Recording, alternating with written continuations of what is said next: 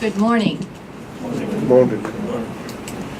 First of all, I want to thank Colette for the invitation to speak here today. I'm delighted to see this audience and people with such a mix of backgrounds in education and in research, and I'm looking forward to our discussion later today. My talk, there we go. My talk is is very much related to particularly Allison's talk, but there are points that I heard also in your talk and in Susan's talk which really resonate. Even though what I'm going to talk about now is so what we've talked about to this point is really about education in countries that are relatively advanced education systems. In low-income contexts, we're in a very different setting. And so I want to emphasize that a lot of what I'm going to be talking about has to do with being in very low resource settings, in places where there might be one textbook for a couple of kids to share that doesn't go home. There are no books in the home. There is nothing there. Now, in each of the countries or places that I'll mention, there are urban elites that have excellent private schools. They do exist. But I'm going to be talking about what's been happening in low-income contexts. And on the way here, I also want to remind you that I just heard a report on the way in that the adult literacy rate in the United States is reportedly going down. That there are many young men, particularly, who are slipping through the cracks on the way through this very complex setting, that are not getting a lot of the basics, and so this is it is an issue everywhere, and this what I'll be talking about here for the next few minutes will be basically focusing on low-income contexts. About at the beginning of the 2000s, there was a series of reports by the major international development agencies that were doing education. They went back and they looked at their investments in primary education, and one after the other found that when they went back to look, that they could find very little learning occurring in these settings. They had paid for school buildings, they might have paid for the development of a teacher training college, but they went back and they found that the quality of learning in many of the places they had been investing was very bad. For the last 15 years, they've been talking about what to do about that and beginning to take a path toward doing something about this. So in 2017, the 2018 World Development Report put out by the World Bank is on learning. And within the first few pages, as you will see, that is figure like 01 or something. They're looking at shortfalls in learning. And they're looking at, if I can see properly, I'm sorry this slide isn't any bigger. The one on the left is the percentage of grade 2 students who could not perform simple reading or math tests. So on the left, it is grade 2 students who could not read a single word of text. The right one is of grade 2 students who could not perform 2-digit subtraction in the second grade. So there were also, what they don't show you there is what we call zero scores, which are the number of children, even in 3rd and 4th grade, the percent cannot recognize a single letter. And yet they're in 3rd and 4th grade. So we began talking about what might happen here, and one of the areas that began to be explored was, is there something that we can do relatively early? Cognitive neuroscience was telling us and beginning to build up some evidence that brain plasticity is much better at a younger age. It turns out that when you learn to read, you have to create an area in your brain to read. There isn't one that's fixed that you have any hardwiring for whatsoever. You have to build it off to one side. And so that gets harder as you get older. One of the things they found looking back at adult literacy programs was that very few produced fluent readers or lifelong learners. They gave them some confidence, they signed their name, they did many other things for them in terms of their self-efficacy, But in terms of learning to read and become someone who could learn from text in the future, there were very few. And one of the problems they found when they looked more closely at this, it was because there wasn't enough time on task. That they simply didn't have enough exposure to text and to print and to practice in the course of 1 hour a night for maybe 3 or 4 nights a week for 6 weeks to be able to really advance and gain literacy. So in some sense, the young have more time, even in low-income countries, as you all know. Many have responsibilities, their parents need their work at home, but nonetheless, some of them have, a good many of them have more time available. In some settings where they don't want boys and girls together, where classrooms and teachers are scarce, for young children, hardly anyone objects to having co-ed classes. This was even the case in many areas of Afghanistan where I've worked that are very remote and very conservative. And as long as they're young, they might sit on separate sides of the classroom, but there wasn't a great deal of resistance to that. And finally, the materials are relatively low cost, and there's many opportunities for communities to help out with the process of children learning to read. By the time we are talking about some of the wonderful materials that Susan's has been talking about, we're talking about multiple textbooks and multiple resources in the classroom that are going to take years to build up. One of the things that really drove this was that every year that we wait, there are more children who are maturing without learning to read or getting any skills that would help them with lifelong learning. And so this is somewhat of a stopgap measure. But it's, as you can see, even in the United States and in developed countries, high-income countries, everywhere, this continues to be a really important emphasis. Why literacy? Well, we've talked about that. Textual literacy is the necessary, if not sufficient, foundation for almost all modern learning and for participating in democratic society, for reading a ballot, for looking at for finding out where jobs are available, for using a computer. Without it, participation in much of modern economic and social life will be limited. It enables lifelong learning even when the students, as is so often the case, are unable to continue their education beyond the basic level. So finishing school or going beyond 4 or 5 grades is still a challenge for many children in the world. And to be able to give them something in that 4 or 5 years that they're able to stay is really important. And finally, there are low-cost measures existing to monitor progress and quality from the earliest days. So we can start measuring whether what we're doing in the classroom works with pictures. We can start measuring it with whether children know which direction to turn the pages, or what part of the page to start looking at first, whether they know their letters. And this can happen fairly early, and we can begin to see fairly early whether what we're trying to do actually works, because we can't wait for 10 years to find out. That's too many children that have passed under the bridge, and we're not going to get them back. Let's see. So why low income? International, because of what I spoke of earlier, almost all international development people are convinced that education is the key to development.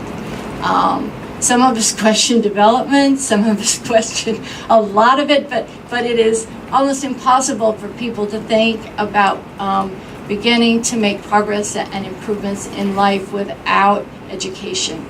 And so in the international development agencies have been putting aside more money for working on early literacy. This month, or the beginning of this month, or the end of last month, the U.S. Agency for International Development was passed legislation from Congress, and the president signed it, something he signed, that said the U.S. agency has to look at reading as a measure of their success. and that they can't just look at how many buildings they built or how many teachers passed through a teacher training center. Also, many of the low-income countries, for the interest of triple IT, with the poorest performing schools, have large Muslim populations. There are particular issues in low-income Muslim contexts, and there are just 3 here you can see. I think the one on the left is in Mali. I'm not sure of the one in the middle, and the one on the right, I think, is Afghanistan. The focus on Arabic and not on the vernacular means that in many areas outside of urban areas, there are few written materials in the vernacular or in mother tongue. It's very hard to teach children to read in a language they do not speak. And almost all of our writing, most of our writing systems are based on phonetics. And if the phonetics makes no sense to them, and if they cannot picture what is being written about in the book, it's very unlikely that they're going to be able to read. I was once in a quite remote area of Afghanistan where most of the children could not read. However, there was a child there. I have the recording on my computer at home. I've counted it many times. This child read 144 words per minute. I can tell you without knowing anything about the language they were speaking, that child did not understand what they were reading. They were reading strictly by sight, by rote, and they are not able to process this. So all the things that Allison was talking about earlier about engaging and beginning to get them to internalize some of this wasn't there. But there's a big plus because there's much respect for learning, and everyone wants their children to go to school. They want it to be safe, and that's a harder problem. Between distance and conflict and crises, it's harder to find a safe school within easy walking distance of most children. There are schools out there, but they are too far, or they are not safe. But this respect for learning, however, is often of a different kind than modern mass schooling. And this is something it took me years to work out. And I don't know if anybody can read that. Can you read that? No, probably not. Is there any way we can whip this? I don't think in presentation mode we can. This is about learning in the spoken versus written word. You know that in all Muslim communities there is terrific respect for learning, and particularly that everyone at least should understand that should have some spoken word knowledge, and they'll do rote recitations. That's a very shallow level of learning, but that's a beginning place. As they get more foundational learning, they will be reciting by heart, which may enable them to do many verses or perhaps even the whole Quran, but they may not know the meaning of all of it. And then once they've got it all by heart, they may start learning, and they may learn the meaning of the different pieces, and the learning will become deeper. And in the same way, we have the written word. A lot of children, like that child who read 144 words per minute, could rote read. It's a very shallow type of reading, but they can do it. They can begin to, at another level, they can begin fluent reading, where most reading teachers can listen to them again. Yeah, they sort of understand what they're reading, but it may not yet be enough for them to get easily. They may not have the background they need to get through a lot of the material in other subjects without having a lot more background. And finally, there's a deeper level of reading with comprehension. One of the problems that I've faced took us such a long time to figure this out. People thought that children needed to memorize the textbook before they learned what it meant. So they were perfectly okay. We'd come to them and we'd say, "Your kids, they're just memorizing." And they go, "Yeah, isn't it great? They got the whole textbook down." And we'd say, but that was a means of learning to read. The content there, isn't what you want your children to learn. And so beginning to understand, and there are a lot of implications for that for learning. Let me see if it's on the next slide. a lot of implications for that are different. So in the traditional schooling, children could come at their own pace. They could come when they had time. There were mixed age groups. And if you, in learning to read, you need a certain amount of time on task, and you need to continue it on as you go along on a regular basis. You can't go away for 3 weeks and come back and start again. In most Western style schools, and that's what are being created around most of the world, instead of having good program learning where children continue at their own pace, they're graded. And if they fall behind, they fall behind. So they must come every day on time for the full day. And this takes a while for communities to get to understand often. They often think that this one book will be enough. And when we start saying, no, they need pictures and some color would be nice. And they say, well, we learn to read without that.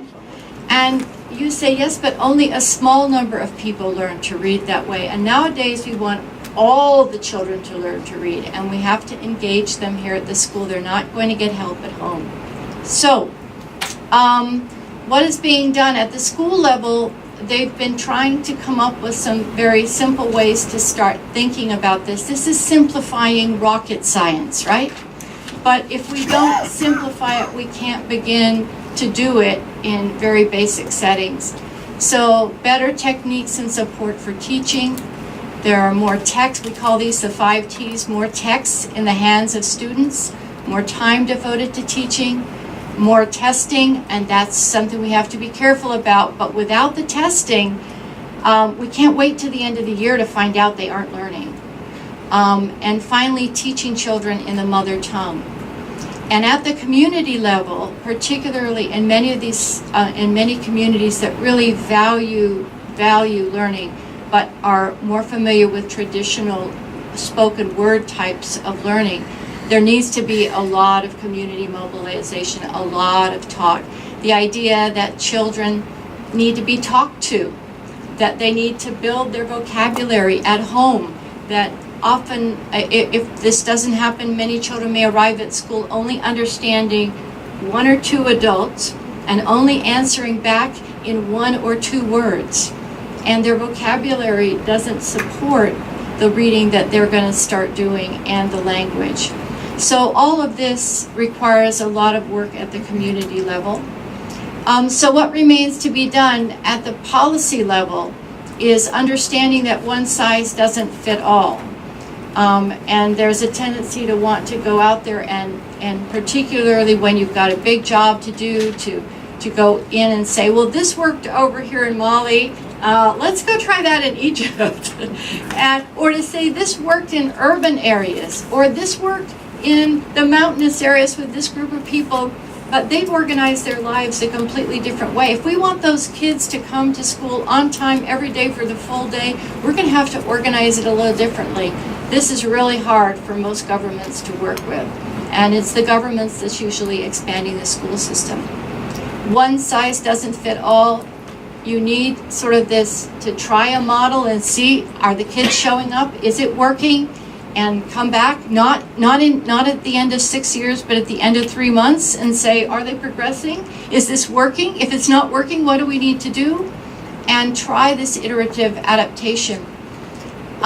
This international commitments to education for all far exceed the revenue generating implementation capacity, but some countries are moving forward. They're moving forward in sporadic ways, in partial ways. It's not satisfying to educators. We look at this and go, this system could be so much better. But it's a start, it's a beginning.